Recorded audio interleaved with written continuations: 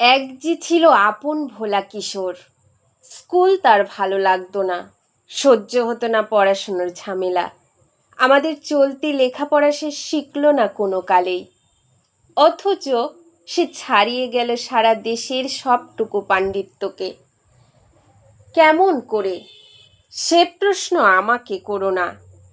বড় মানুষের মধ্যে গরিবের মতো মানুষ, তাই বড় হয়ে সে বড় মানুষ না হয়ে মানুষ হিসেবে হলো অনেক বড়। কেমন করে? সে প্রশ্ন আমাকে করো না।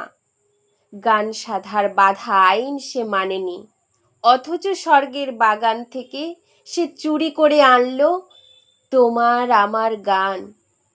কবি সে, ছবি আঁকার অভ্যেস ছিল না ছোট বয়সে, অথচ শিল্পী বলে সেই পেল শ্রেষ্ঠ শিল্পীদের সম্মান। কেমন করে? সে প্রশ্ন আমাকে করো না।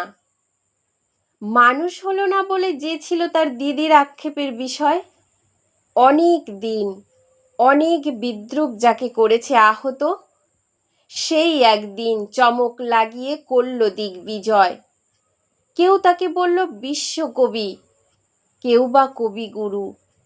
উত্তর দক্ষিণ পূর্ব পশ্চিম চারদিক করল প্রণাম।